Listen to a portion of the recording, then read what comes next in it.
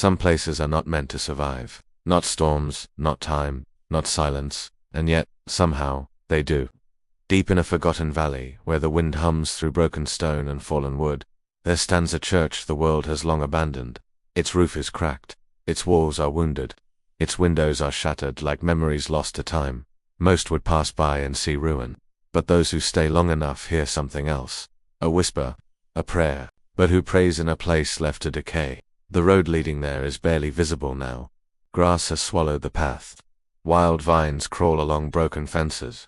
Even the trees seem to lean inward as if guarding a secret. Step by step, boots press into damp soil. Soft wind pushes through tall grass. Rustling, whispering ahead, through drifting fog, the silhouette appears. An old church, not standing proudly, but refusing to fall. Its bell tower leans slightly to one side. Wooden beams hang tired and cracked. Stone walls carry deep scars from storms long past. Yet somehow, the cross still stands. Bent, weathered, but standing. The wooden doors groan as they move. Not from hands, but from wind. Slowly, they open. Inside, darkness waits. Broken benches lie scattered across the floor. Dust blankets the ground like forgotten snow. Sunlight sneaks through shattered windows, forming narrow beams of pale light. And then, movement, not of people, of candles. A flame flickers, small, steady, alive. But who lit it? Years ago this church was alive, filled with voices that echoed through these very walls. Farmers, families, children laughing between prayers. Sunday mornings were filled with music, simple hymns rising into wooden rafters. Faith was not grand here. It was quiet, simple, faithful, like the believers of early rural congregations who gathered not in riches but in devotion. They believed that God did not dwell in marble halls alone, but in humble hearts. And carved into the old wooden pulpit, still visible beneath dust, are words once spoken during the hardest of times. The Lord is my light and my salvation. Whom shall I fear? The Lord is the strength of my life. Of whom shall I be afraid? Those words carried them through droughts, through sickness, through loss. But time is relentless. Storms came, not once, but again and again. Lightning split the sky. Rain hammered against the fragile roof. Wind tore through windows like unseen hands. One night, the storm became too strong. The roof collapsed in sections. Walls cracked. Fear-filled hearts. And slowly families left. Not because they lost faith, but because survival demanded it. New homes were built in safer lands. New churches were raised in stronger towns. And this place was left behind. Left to decay. Left to silence. Or so the world believed. Because years later, someone returned. Not to rebuild, not to restore, but to pray. It began quietly, a single candle placed near the altar, a single prayer spoken into broken air, then another, and another. Soon word spread, not loudly, not publicly, but quietly, from heart to heart. Some still came.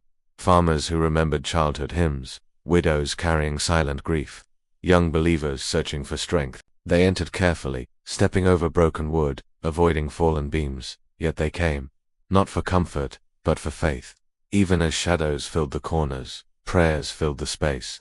And somehow, the church did not feel abandoned anymore, because faith has never needed perfection, only persistence. Inside those broken walls, kneeling marks began to appear once again on the floor. Fresh marks, new devotion, quiet strength. And in that dim, flickering light, another promise came alive. For where 2 or 3 are gathered together in my name, there am I in the midst of them. Not crowds, not grand buildings, just presence, faithful presence. Storms still came. Rain still poured through cracks in the ceiling. Wind still whispered through broken glass. Yet candles kept burning, week after week, year after year. Sometimes only 2 people came, sometimes 5, sometimes 1, but prayer never stopped. And even in darkness, hope remained, because somewhere between the broken walls, God still listened, even when voices trembled, even when tears fell onto dusty floors. Even when faith felt fragile. And perhaps that is where faith becomes strongest. Not in comfort, not in perfection, but in ruins, in shadows, in places where belief must stand alone. And in that silence, another truth echoes through time. Let us hold fast the profession of our faith without wavering, for he is faithful that promised. Outside, the world moves forward. Cities grow, roads stretch farther, new buildings rise. But inside this broken church, something older than stone remains. Faith, persistent, unshaken, alive. Candles still flicker, shadows still dance along cracked walls. Voices still whisper prayers into the quiet air, not loudly, not proudly, but faithfully, because faith was never about buildings, it was never about comfort, it was about endurance. And perhaps that is the true miracle of this place. Not that the church survived, but that the people did. That belief remained, even when walls fell. That prayer continued, even when roofs collapsed. That hope endured, even in shadows. Somewhere, in places forgotten by maps and memory, there are still voices rising into broken ceilings. Still hands folded in silent prayer. Still hearts refusing to surrender. And maybe, just maybe, faith shines brightest, not in perfect light, but in shadows,